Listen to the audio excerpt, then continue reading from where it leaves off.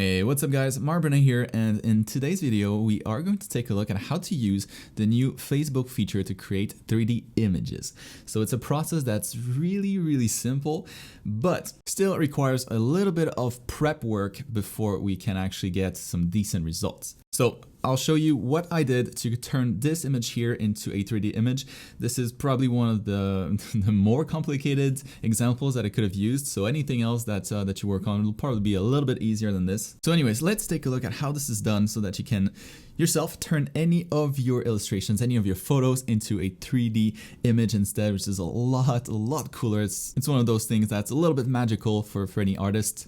All right, so inside of Photoshop now, what we want to do for this to work is upload two images at the same time on Facebook. Those two images are going to be, well, the final illustration or the final photo that you want to turn into 3D, plus a depth map. So a depth map would be something like this. And essentially it tells the algorithm what should be close to the camera and what should be in the far back, in the far distance.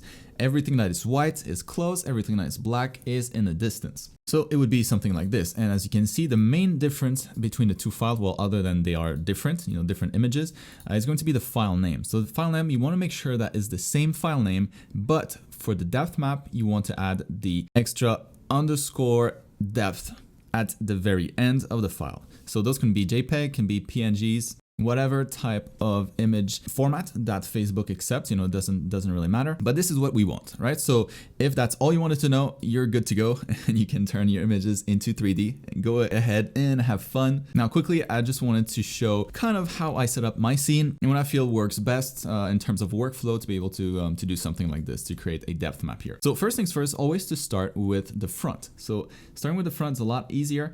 And what you want to do is have kind of your image here visible. Then you want to take a good look at it and figure out kind of what's going to be the things here, the elements that are going to be closest to the camera. These things right here, right? So the barrel, the little leaves, and those two characters here, because everything else in the scene is, well, behind that. Now, obviously this process is a lot easier if you have, or a lot faster if you have the layers already split in your Photoshop files, if you were working on a bunch of layers already. And so it'll just need, a little bit of organization and you should be all set. And then you can apply, to those different layers, different shades of gray. In my case, I didn't have that, or it wasn't set up, that great anyways. And so all I had to do is one after the other, make my way towards the back of the scene. And so using selections, or you can just paint whatever works best. So let's say I'm done with this one here. All I would need to do is pop a new layer underneath and then select a slightly darker shade of gray. For example, something like this, right? So it's not the same color. And using my selection now, would just try to find, what's the next object in here that would be right behind the selection, or right behind the elements that I've just painted. So maybe it would be this building here. And maybe, maybe this character and this little hut here, whatever. So there you go. This way, when you have, when you proceed like this, from front to back, you can have your image, your final image kind of that at the bottom of the stack. And this way you have a really good idea of kind of what's left, what's left to tackle. Now, one thing that I want to point out also is for best result, you'll want to not have this, right? Because if you get things like this, Facebook might grab the black bits here and consider that's part of the background, while in fact it's not. So just a quick way to solve this issue and to have kind of better results, results that don't have too much artifacts. Now, it's almost guaranteed that your result will have some sort of artifacts, right? It's more like a gimmick. It's not a professional tool or anything like that. It's just Facebook. But to make your life a little bit easier, I would highly recommend that you just do a Gaussian blur pass on everything, every layer that you use, so that the edge is a little bit blurry and it's a little bit more forgiving. And then you can kind of double it to make sure that it grabs everything. And then there we go. Now you would just proceed and do the same thing for everything else in the scene, making sure that each layer that you create, each new layer, is a little bit darker than the previous one, or a lot darker if you want those elements to be way further back in the scene. So also sometimes, depending, you might want to not use just a flat color. So in my case here, my scene is pretty complex, so just a flat color kind of works well because I have a lot of different elements. But if you don't have as many elements as I do here, you might want to add some sort of shading within those silhouettes here. So for example, if I wanted the hand to be a little bit closer to the camera than the character herself, right? Which would make sense because the hand is kind of reaching towards us. And so what you could do for that is to make the hand itself a little bit wider. So you can lock your layer and make the hand a little bit wider, or make the rest of the body a little bit darker so that the body will appear to be further back compared to the hand. Now, one thing to be careful about when you do something like this, so when you paint the silhouette itself, is to make sure that the darkest color that you're using here is still lighter than the plane right behind it, right?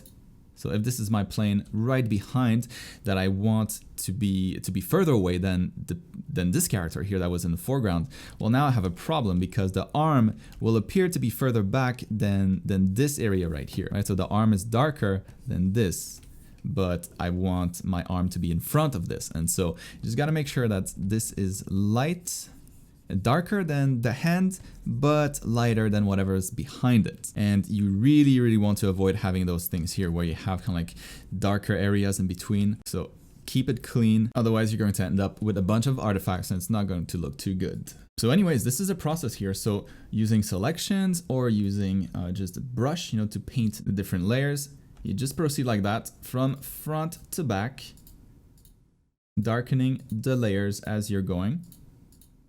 Just like I'm doing right here. So yeah, as you can see, I have a lot of layers. But there you go. So everything that's in the back here, everything that's pure black is going to be very, very, very far in the distance compared to what we have here in the front. You don't have to use the full range of values, right? So you could use a dark gray instead if you don't want that much depth in your painting. In my case, it's an environment, so I wanted to use the full range of the values that I have at my disposal. But if, for example, your results is a little bit too crazy and it doesn't look as good, if there's too many artifacts, you can reduce the overall contrast between the colors. So by simply maybe just increasing the lightness like this, so my scene now will appear a lot more flat. But at the same time, if my distortion or if the 3D effect was a little bit too intense, that would solve it. Or you can just go darker as well, whatever you prefer. So now we can save both of those files, and on Facebook, all we have to do is grab those two, drag them in there, and Facebook will understand because you added the second file that shares the same file name, but with the added underscore depth, it'll know to create a 3D photo out of this. And so you just got to give it a couple seconds, and bam, your painting is now a 3D image. How freaking cool is this? Right, so in my case here, it took me a couple of tries to get the right shade of gray to the different elements. So the first one that I tried, everything was a little bit too far in the background. So my grays were a little bit too dark compared to the ones in the foreground here. So it gave that weird effect when I move things around. And so this is one of those things where you really want to have each of those different planes on their own layers so that you can adjust, the opacity, not the opacity, but you can adjust the brightness for each of them if needed. So there you go, guys. This is a really quick, easy way to turn your paintings into 3D images. I think it's super cool, and I have a lot more paintings that I want to turn into 3D, so I'll get back to that, and I'll see you guys next time. All right, peace out.